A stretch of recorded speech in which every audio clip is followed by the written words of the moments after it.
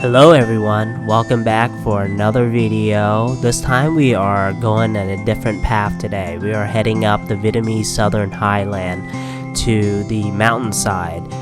This part of the country is not as densely populated as the coast, and it offers a very mild climate, usually cooler weather. This part of Vietnam offers us a different glimpse of Vietnam, the mountain side of it. Vietnam has a coastal side and a mountain side, and in the mountain side it's less populated, so everything is very spread apart and the roads are a lot more tedious to travel through. So today we are gonna go up the mountains from Ho Chi Minh City. Today we're going off the beaten path by stopping by Bao Loc City, a city that is on the way on Highway 20.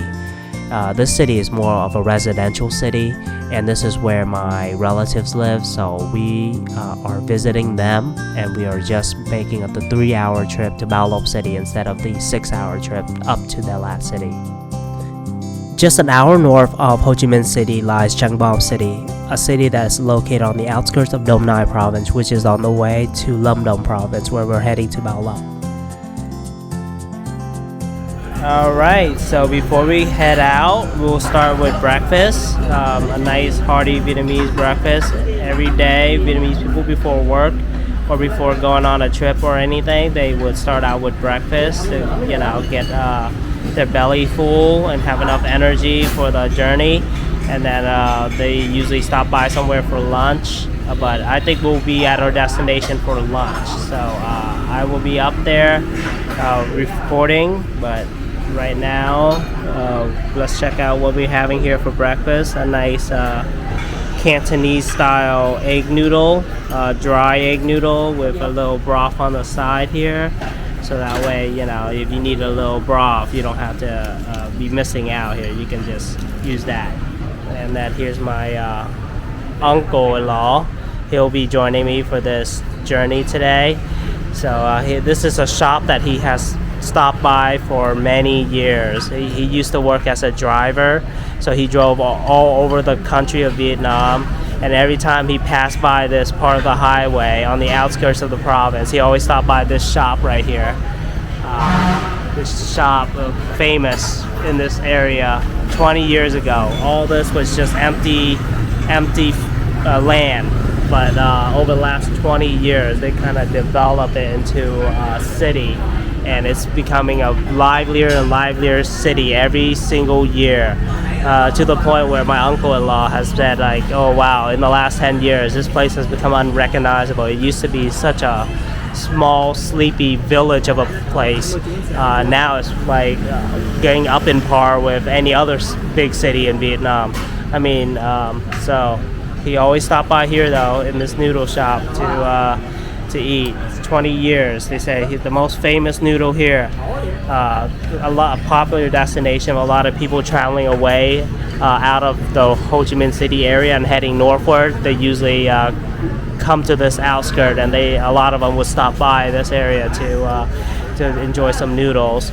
And then here's our driver, also eating some noodle. His name is Quang. He's been our driver for the last couple of days, so we've been having him help us take us from one destination to the other.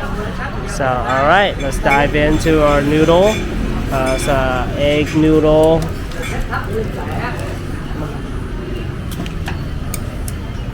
Egg noodle with pork, shaved pork, and then some ground pork with some bean sprouts, onions, scallions, and this special herb here that I don't quite know the name. And then we have the broth on the side here. Typically people would like to add some salads and extra bean sprouts into it, kind of let it cure.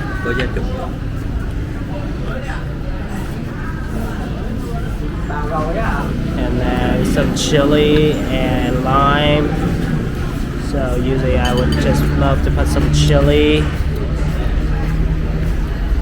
and lime in too, and a little chili and lime in my noodle.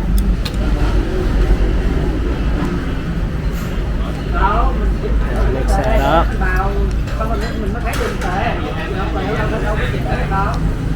I decided to go with the small bowl today. I went with the lightest option because I typically love to drink some coffee in the morning, and as you can see, I asked them for 2 in a to-go bag. And so when I typically drink a lot of coffee, I don't like to eat too much. It makes me feel too full. So I'm going for the light breakfast this morning and extra coffee for my trip, because I know I have a lot of great filming to do ahead of me. So need all the coffee I can get.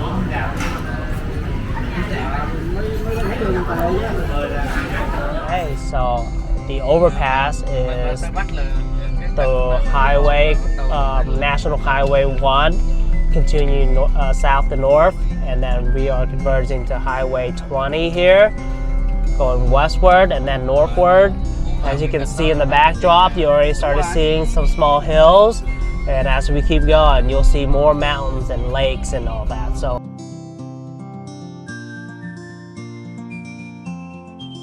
all right, here we are at the edge of Dong Nai province, crossing into Lan Dong province. So in between them sits a reservoir. It used to be a river, but they dammed it up and made it into a reservoir. So this is just the edge of that reservoir. The reservoir actually stretched much bigger down that way, but as you can see from the river edge heading into the reservoir, there's a lot of floating houses that kind of sits right here. And what they do is they farm fish farming, and they have all these little nets, and they just kind of live right next to their nets, and they've raised their fish, and once they're big enough, they kind of just take them out and sell them to the market. So there's a lot of houses that kind of sits on this reservoir that does that. This reservoir actually is quite big. This is just the thinnest edge of it where it leads into the reservoir, but as the reservoir actually heads this way and it opens up and it gets much bigger, and then sits a dam. Just goes by.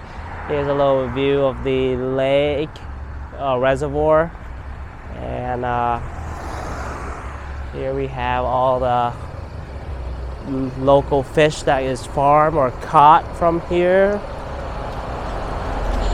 You can see them. There's some sort of catfish variety, some eels, vendors selling some dry fish products for people who go from Ho Chi Minh City to Dalat. There's a lot of passenger cars that stop by and kind of buy some fish along the way or on the way back home. And here we are, we just looking at some more catfish that came from Chi An Lake. The name of this lake is called Chi An Lake. It's basically made because they built a big dam that kind of dammed up some rivers here, and it became a lake. So this lake that you see, this is just the tiniest small corner of it, but the lake gets quite big. So there's a lot of people that lives around the lake, and they would farm or fish, and they would raise their fish and sell. And then also there's a lot of campgrounds and little eco resorts that have been popping up throughout these couple of years. And here's just people waiting for passengers to stop by and buy their fish. This looks like a carp. More of this rainbow. This yellow catfish looks really pretty. I don't know what kind it is, but apparently it's very common here. I see a lot of people with like catfish and stuff. Yeah. And that looks like wow, I don't know what the variety that is. One thing about Southeast Asia, there's a lot of variety of seafood or fish here that I'm not familiar with. I know that looks like a tilapia. I know that one. Dạ em mua. Em quay tí thôi. Some eager vendors selling their fishes. As you can see, there's a lot of traffic and buses and guests that kind of just drive back and forth in both directions. So usually they park in this side, and the people that return home, usually when they return home from their trip, they will buy some fish. So it gets quite extensive. Some live fish, and then some dry fish too, so for whatever variety people may need. But so far I see about 4 or 5 different variety here. And oh, it looks like that was a turtle. Huh, that's a turtle. Okay. All right, I will head back to the car now and resume our journey. So, very cool, very cool. Massive forest covers a very large area, and in there, the government of Vietnam is trying to bring back the wildlife that used to be here natively in the jungle. Elephants, gorillas. They used to have tigers, but they haven't seen them in a long time. But hopefully in the future, these wildlife make their way back into the Vietnam environment. But as you can see, towards the coastal area is more developed, and in the west of it is more mountainous jungle terrain. So there's the national forests, that kind of the wildlife and the natural beauty is still recovering, coming back, and wildlife's making their way back. So I heard that Vietnam in its history had elephants, and in the past 50 years it became a rarity. But nowadays the elephants are making a comeback here in Vietnam. So in Cat Tien National Forest, just to the west of where we're staying and where we're heading, is a wide area, and there are, a rebound in wildlife in recent years. We know we are getting close when we can start seeing the clouds right ahead of us as we're gonna go through them.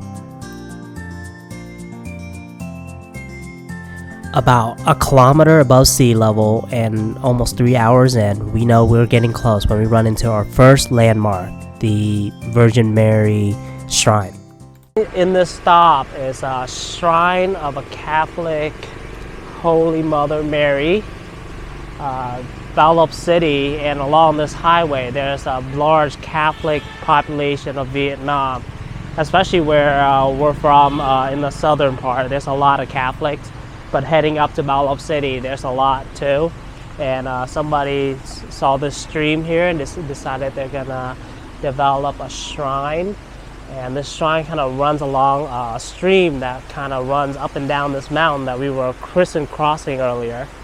So we're just gonna decide to stop here, take a break, and to film a little bit of this shrine.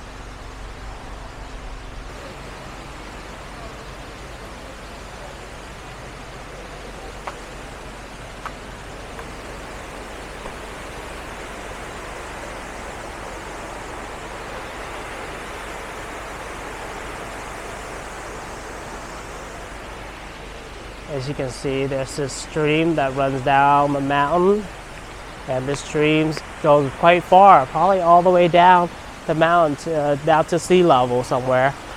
And we see a lot of this as we're going down.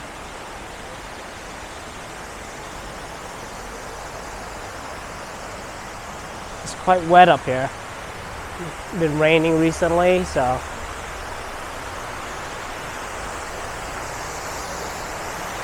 Man, it feels really cool up here already. It was around 90 to 100 degrees where we embarked from, and already almost here at 2 hours into the journey up. It feels a good 73 degrees right now. So if you were into more milder weather, you would like to live up here. The only thing is it's not as densely populated as the Ho Chi Minh City area, so there's not as much economic development up here, and less jobs and such. So a lot of people still prefer to live down near Ho Chi Minh City, near sea level or the coastal area. So that's because of job developments. Just the economic situation makes it much more easy to live down there. But if up here we're more developed and there were more jobs, I'm sure a lot of people would prefer to live up here. I mean, the weather and the climate is just right. Cool 73 degrees. Even if it's sunny out, it still doesn't feel too hot. But unfortunately, not enough jobs up here. So a lot of the Vietnamese population live in or around Ho Chi Minh City, about a third of the country. But for me, I really enjoy visiting relatives up here because it reminds me of the US a little bit more.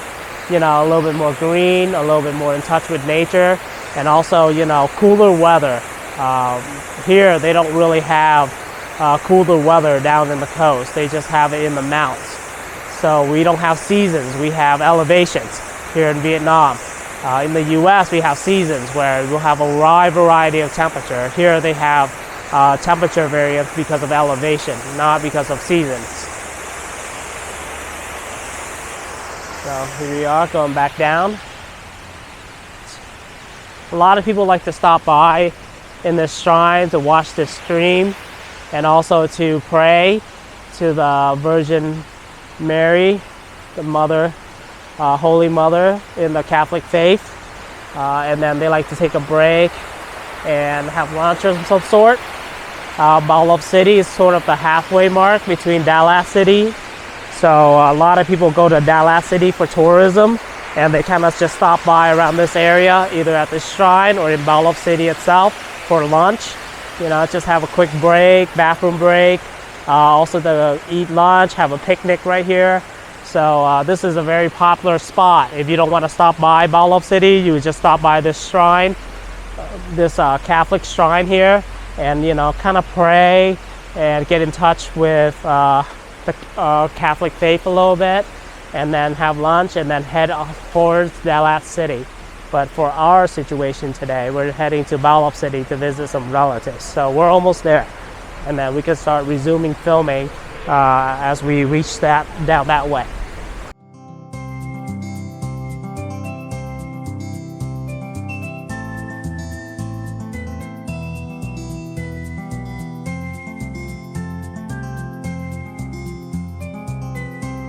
Just another 10 minutes from the shrine and we have arrived to our destination, Bao Loc City. We drove around for a little bit and decided to stop by a local coffee shop near my aunt's house for a drink. Việt Nam mình cũng bị giống như Thái Lan, kẹt đường gì xe hơi đó.